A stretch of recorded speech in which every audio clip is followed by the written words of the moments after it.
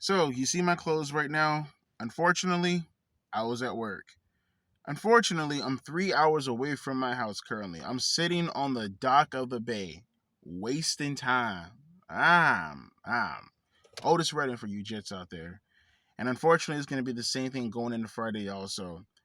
I'm going to miss SmackDown, and I'll be back around, trust me. Everything will go right back to normal going into next week. But unfortunately, I couldn't watch Dynamite, and I couldn't watch SmackDown because I'm at work and trying to live my life, trying to provide for my kids. That's all I can do, and that's all I can say. But something did catch my attention. Something did catch my attention, and I want to talk about it.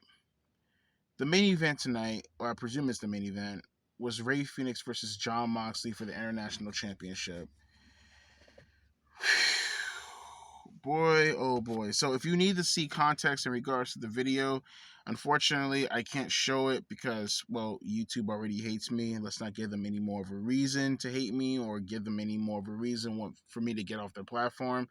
Just search for the video yourselves. I had to do the same thing. It's on Twitter. It's right there. Trust me. It's as horrific as I'm about to describe it.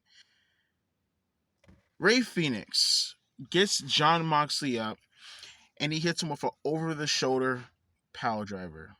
Some of you may know it as the Rikishi driver. And when he hits him with it, he jars his neck and his head forward. And he connects with the move very bluntly. Too bluntly. So blunt that he connected this move that when he went for the pin cover, I presume it wasn't supposed to be the finish, the referee had to pull his count.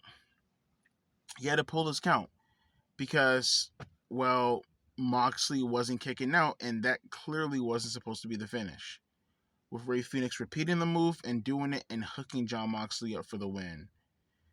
And oh my God, the way John Moxley's head hit that mat, people are saying now that it's a concussion. I've seen photos of Renee Paquette, Tony Khan. I could have sworn I seen Cesaro outside of his trailer also. And reports are coming in right now that it is a concussion. Nothing more, nothing less. We'll have to wait to see how the reports are going to flood in regards to the injury. But from the looks of it right now, John Moxley looks to be okay. And my God, this could have been a lot worse. I'm pretty sure for most of you guys, the very first thing that came to your mind when you seen the spotlight that was Owen and Austin. Which ironically and coincidentally, no one ever talks about the fact that Austin did the exact same spot to another Japanese wrestler and hurt him too.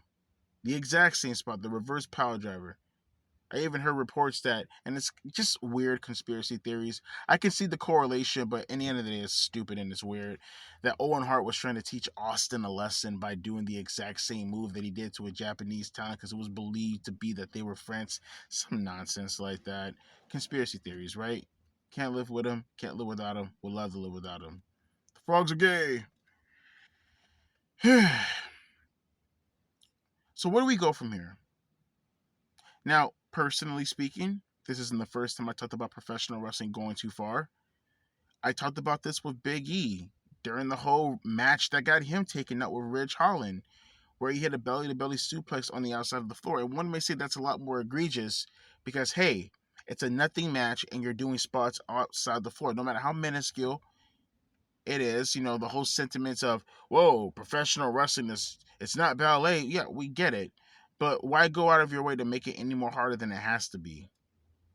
I'm going to use two examples, and people can think to themselves, well, here you go. Once again, over exaggerating millennial, but bear with me when I say this. Austin and Rock. Yeah, I'm going to go there.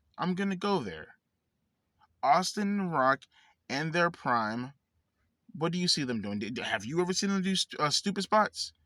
You ever seen Austin go out of his way to try to hit some type of sit out Tiger Driver 95? Huh? You ever seen Rock go out of his way to, hey, let me throw you on the outside of the floor? And their matches mean way more than either one of these two matches, whether you're talking about Big E and Ridge Holland or whether you're talking about John Moxley versus Phoenix for the International Championship. Now, you may make an argument and say that John Moxley and Ray Phoenix for the International Championship or Grand Slam it warranted for you to go out of your way to put your life and limb. No, I don't want to hear that excuse, because professional wrestling, according to anybody who's been in the business for a long period of time, to steal a phrase or to steal a quote from Jim Cornette, not speaking verbatim here, so bear with me, you know you lost the plot in professional wrestling when you're trying to present something that's fake as real, and you decide to do the real thing that everybody knows as being fake today. And I can't agree more if I try, because it holds so true. It holds so unbelievably true. You can say all you want to that, hey, this accident that happened right here, it could have happened to anyone. It was a freak accident. But was it really a freak accident? Huh?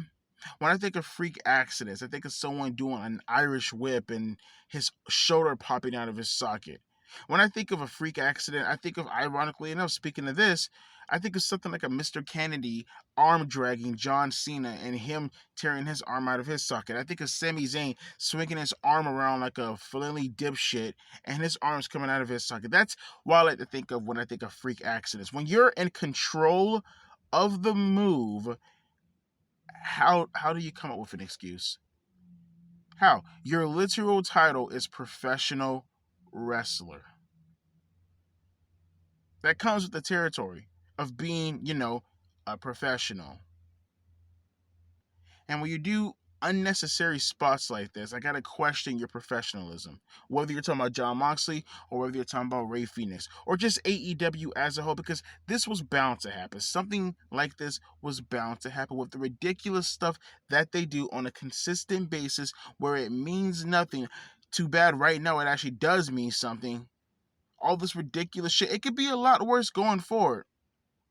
Not just for John Moxley, but for anybody in professional wrestling. I think I got off track here, but thinking about Rock and Austin for a second, how did they get over? Their character, their entrances, their moves were not a criteria. It was nothing more than advancing the plot to get to the initial solution, the final. Well, let me not say that. What get Lord have mercy, because you know how YouTube acts. Don't want to say it like that, but you get what I'm trying to say. The conclusion to the story. You're moving things forward to get to the conclusion of the story. It doesn't matter in the end of the day that, hey, I can do a 450 into a power driver, any of this other kind of stuff, because everybody can do 450s in the power drivers. You don't stand out. You get lost in the shuffle. This is not 2001. This is not 1990 freaking 2. Everybody can flip.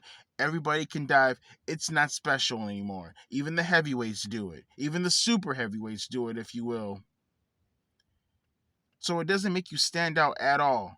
The standing out is the story. The standing out is the character. The standing out is the promos. And when you focus on these things, you don't have to put yourself into a position to be as ridiculous as Ray Phoenix doing a move like this. No matter how bad it is, no matter how easy it is, oh, Millennial taking this too far. No, I'm not taking it too far, because I'm generally speaking. What I'm trying to say is, when you focus so hard on trying to make your match good, in order to fulfill some type of criteria of what constitutes a good show, well, then you put yourself into a predicament like this all the time, and it's unnecessary. Again, we can go all the way back to all the botches that you usually see. Botches should not be a concept. Botches were not that much of a concept unless someone was shooting on someone back in the 1960s and 70s, and they drew crowds.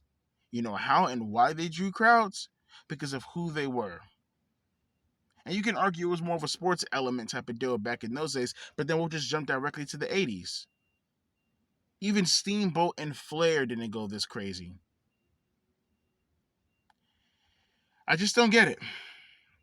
I don't get it. People say all the time that professional wrestling is this and professional wrestling is that, and oh, it wasn't that fun of a match to watch because of this, because of that.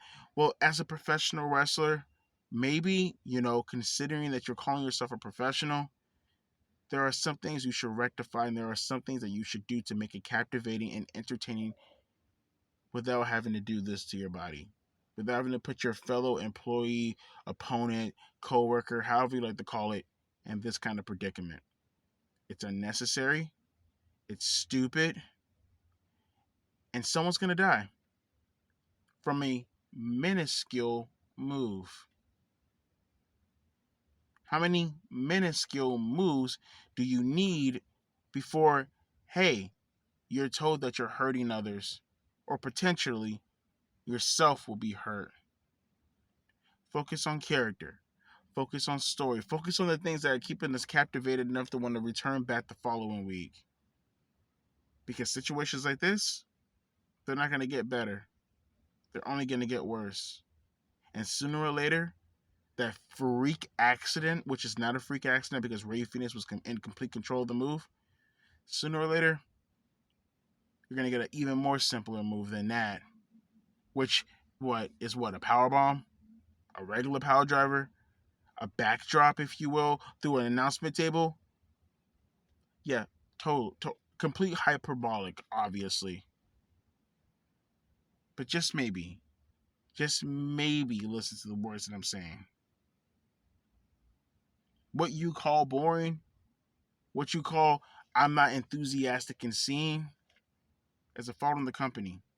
Because how many 450 power driver suplexes did you see in John Wick? I'll tell you, you seen zilch, you seen nada, you seen none. Now tell me, what did John Wick do in his movie that you can't simulate in professional wrestling with a legitimate story behind it? No excuses. That's my general point. All in all, obviously, I hope John Moxley gets better. I hope it's nothing more than what we actually see right now. I hope it's just a concussion. You never know where these things usually go. But man, oh man, could this have been preventable? Excuse me, tongue twisted right now. Let me know your thoughts down in the comment section below. Let me get the hell up out of here, man. Like, I'm so tired, bro. As always, deuces, P. Eyes.